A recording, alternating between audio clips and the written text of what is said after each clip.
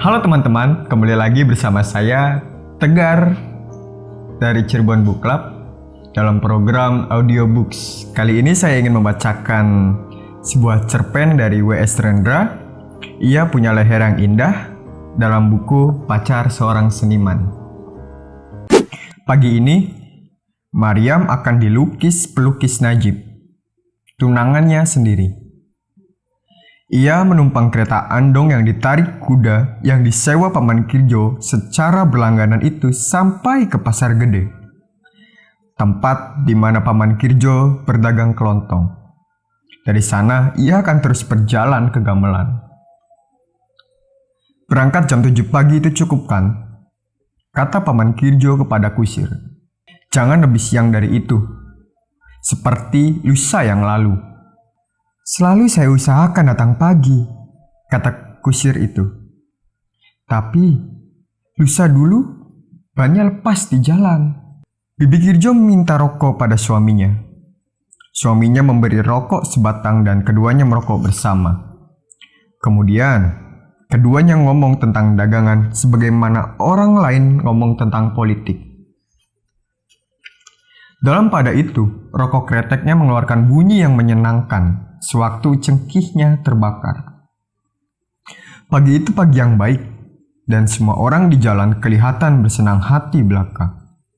Paman Kirjo melihat muka Maryam kurang bersinar.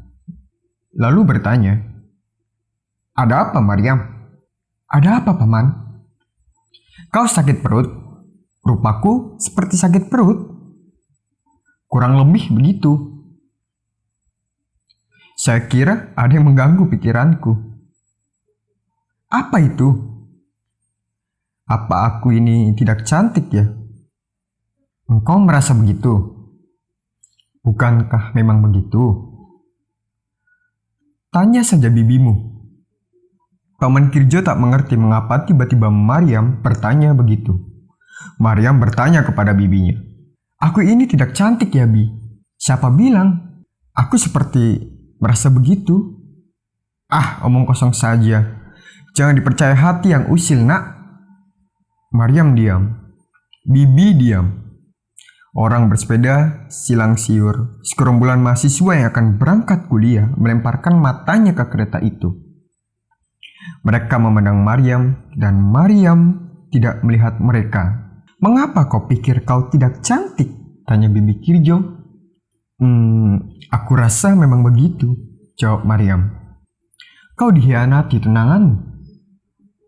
"Najib, lelaki itu memang gila, tapi ia tidak akan berkhianat. Kau ada saingan. Lalu, apa lagi?" "Aku kurang berhias ya?" "Kau ini ada-ada saja, nak," keluh Bibi. "Ya, saya kira kurang sedikit," sambung Paman. Semuanya diam pula. Langkah-langkah kuda berdetak-detak berirama memukuli jalan. Kereta itu berjalan sangat pelan di tengah keramaian jalan. Seolah-olah apabila penumpangnya tidur, mimpi dan bangun lagi, ia belum juga sampai pada tempat yang ditujunya. Keluarga Maryam dan keluarga Paman Kirjo mendiami satu rumah bersama dengan keluarga yang lain. Memang penuh sesak dalam rumah itu, tetapi mereka berbahagia saja sehari-hari dengan rumah macam begitu karena mereka kurang berada. "Kau dulu tak pernah merasa kurang berhias," kata Bibi. "Mengapa tiba-tiba sekarang kau merasa begitu?" Maryam diam dulu. Ia menundukkan kepalanya ke jalan. Ia melihat kotoran kuda melekat seperti bubur membedaki jalan itu. Ia memalingkan pandangnya dan menjawab pertanyaan bibinya. Mereka banyak ngomong tentang pakaian-pakaian dan perhiasan-perhiasan. Mereka ngomong tentang kalung, nilon, dan anting-anting yang sangat artistik. Mereka? Siapa mereka? Mereka, teman-teman gadis di sekolah, Isti, Reno, Eni, Ira, Gina, Titik, dan yang lain-lain. Mereka semua punya pakaian-pakaian indah. Mereka semua menarik dan aku suka melihat mereka berpakaian begitu. Aku tidak secantik mereka. Kau pun berpakaian tidak buruk. Pakaian yang sekarang kau pakai pun tidak mengecewakan. Saya mengatakan baik juga. Ini yang terbaik dari semua gaunku. Aku mau dilukis Najib. Tapi pakaian teman-teman lain jauh lebih baik.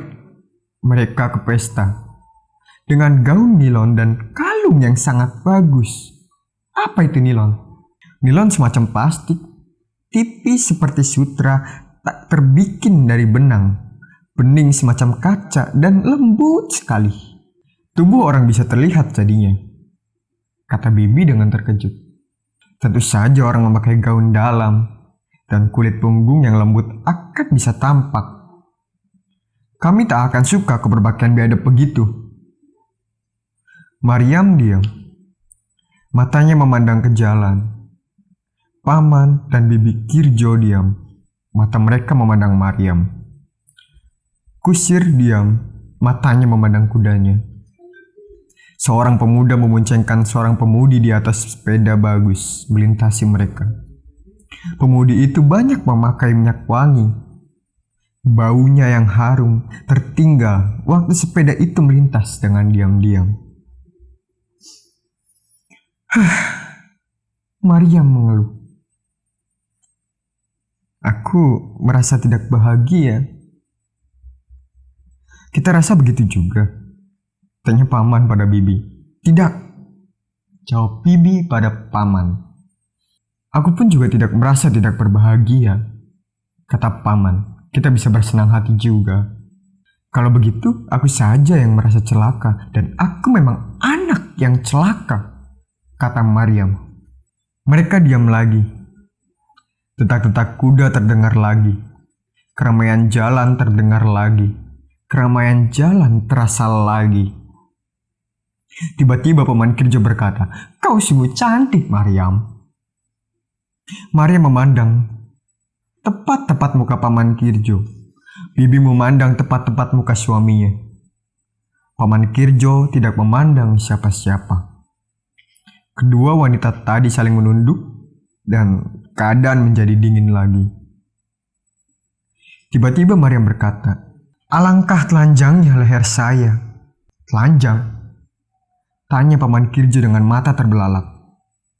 "Terus terang saja," kata Bibi, "lehermu sangat indah dan sempurna. Kau ini mengada-ngada saja. Leher tanpa kalung kelihatan telanjang dan mencolok." "Jangan kau cari-cari perkataan itu, Maryam," kata Bibi. "Bukan saya, mereka yang berkata begitu." "Mereka?" tanya Bibi. "Gadis-gadis temanku." "Oh, omongan mereka gila semuanya. Leher mereka buruk, mereka perlu kalung. Leher kau bagus, kau tak perlu kalung." Mereka selalu jadi perhatian orang karena kalung mereka. Biar saja mereka diperhatikan orang karena kalung mereka. Tapi kau akan diperhatikan orang karena kau cantik. Saya malu pada mereka." "Malu?" tanya Paman Kirjo. Matanya membelalak lagi. "Ya," jawab Maryam. "Mereka semua lebih cantik. Semuanya memakai baju-baju yang bagus dan leher mereka tidak telanjang. Percayalah," kata Bibi. "Kau lebih cantik dari mereka." Mata mereka akan mengatakan begitu. Lihat saja mata lelaki. Laki-laki mengatakan kecantikan wanita dengan mata mereka. Mereka telah sampai ke pasar. Kereta berhenti. Paman dan Bibi mulai memunggah muatannya. Maryam turun dan berkata, "Aku akan terus ke gamelan, ke rumah Najib." "Baik-baik saja ya Maryam," seru Bibi. "Maryam," kata Paman, "jangan ngomong tentang leher telanjang itu di depan ibumu. Kau akan membuatnya bersedih saja." Maryam diam saja dan terus berjalan. Sebentar-sebentar ia memegangi lehernya. Sinar matahari pagi enak di badan. Udara kota dipenuhi kebisingan kendaraan. Suara anak-anak yang liar dan menyenangkan. Suara orang-orang menuju pasar dan tak terdengar burung menyanyi seekor pun. Dengan berjalan menunduk, akhirnya Maryam sampai ke gamelan, rumah Najib. Ia mengucapkan selamat pagi seperti orang mengucapkan selamat malam. Najib mengucapkan selamat pagi seperti burung. "Aku telah sediakan kopi untuk kau," kata Najib. Maryam diam saja. Ia mengikuti Najib ke meja makan dan mereka minum kopi. Mata Najib selalu saja tak lepas dari wajah Maryam. Selesai minum kopi, Najib bertanya, "Kapan bisa kita mulai?" "Sesuka kau." "Baik, sekarang juga." Hari ini Najib hanya menyelesaikan pekerjaan yang beberapa hari lalu telah dimulainya. Ia asyik dengan catnya dan Maryam duduk di ranjang agak di hadapnya, di mana ia duduk ketika dilukis mulai pertama. "Lucu sekali," kata Najib. "Mukanya belum selesai-selesai juga. Sukar sekali menangkap sesuatu dari muka kau itu. Barangkali ini disebabkan karena aku takut kalau lukisan ini nanti gagal." Maryam diam saja, seolah-olah ia duduk dengan sepenuh hatinya. Najib ngomong lagi sambil mengolah catnya. "Badan dan lengan sudah selesai. Ini permulaan yang lucu bagi saya. Hari yang lalu saya ragu-ragu menghadapi kandungan wajah kau. Itu saya lampiaskan pada latar belakangnya. Wajah dan jari-jari sangat belum selesai. Yang ini mesti kuat menggenggam kandungan dada dan watak fitrimu supaya nanti bisa menonjol kuat di antara latar belakang dan warna baju yang ragu-ragu." Ia sekarang mulai duduk di kursi dengan kuas di tangannya. Lama ia memandang wajah Maryam dan belum mulai-mulai juga. "Mengapa belum kau mulai juga?" tanya Maryam. "Biar saja, menggerakkan kuas itu sangat mudah. Tetapi menangkap sesuatu yang cukup berarti untuk bisa menggerakkan kuas itu tidak begitu mudah. Aku belum melihat sesuatu yang menegakkan bulu kuduku." "Jip, aku sedang muram." "Biar saja. Ada yang mengganggu perasaanku," tanya Maryam lagi dengan suara merajuk. Bagus bagaimana? Aku bisa menangkap wajahmu dalam berbagai keadaan." "Bagus untuk kau, tidak bagus untukku." Najib mulai menggerakkan kuasnya, tetapi baru merupakan suatu gerakan-gerakan iseng yang hampir-hampir tak menyentuh kanvas. "Leherku telanjang ya?" Maryam memulai lagi. "Ya." Tiba-tiba sambil menggerakkan kuasnya yang telah lebih dulu ia lekati cat baru, Najib berkata, "Ya. Telanjang, bulat, dan asli." "Telanjang, bulat, dan asli?" tanya Maryam ngeri dan hampir-hampir menitikkan air mata. Aku memerlukan sebuah kalung untuk leher ini." Lalu ia meraba lehernya sendiri dengan mesra. "Leher yang malang," katanya lagi dengan suara yang sentimental. Najib mendiamkannya saja. Setelah ia selesaikan leher itu, ia menatap Maryam tajam-tajam pada mukanya.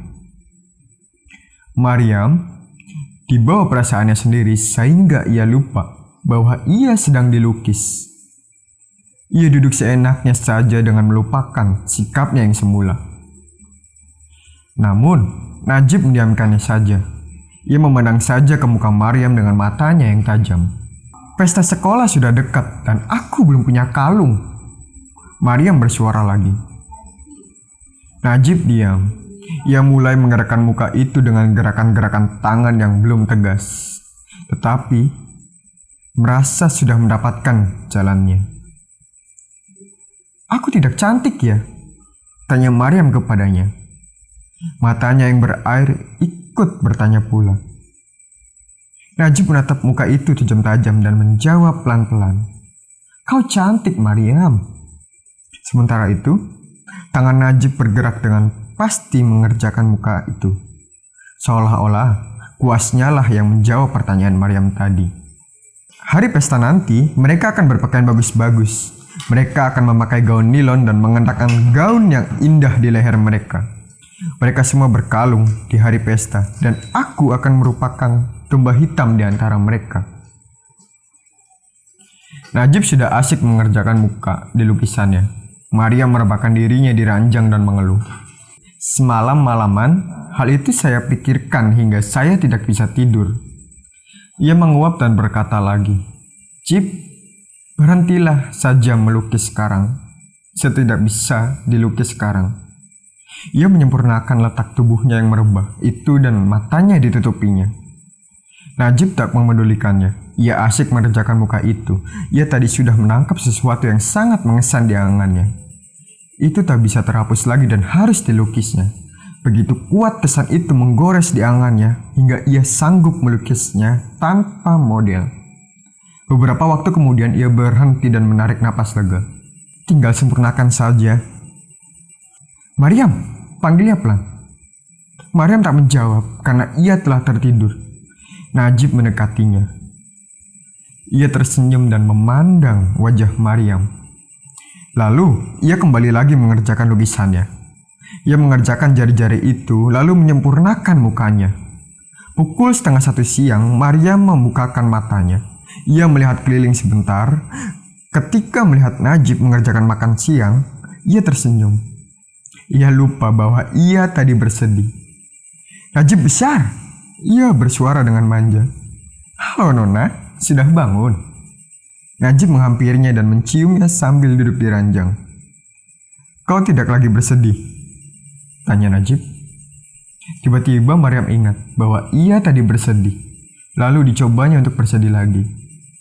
Ah, leherku yang malang. Betapa telanjang ia, katanya sentimental. Kalau lukisannya laku lagi, kau akan kubelikan sebuah kalung. Kapan itu? Kita bersabar saja. Maryam memeluk Najib dan mengerengkuh muka Najib ke dadanya. Mengapa tak bertunangan saja dengan orang kaya? Tanya Najib. Sebab aku cinta kau dan tampang kau, Najib besar.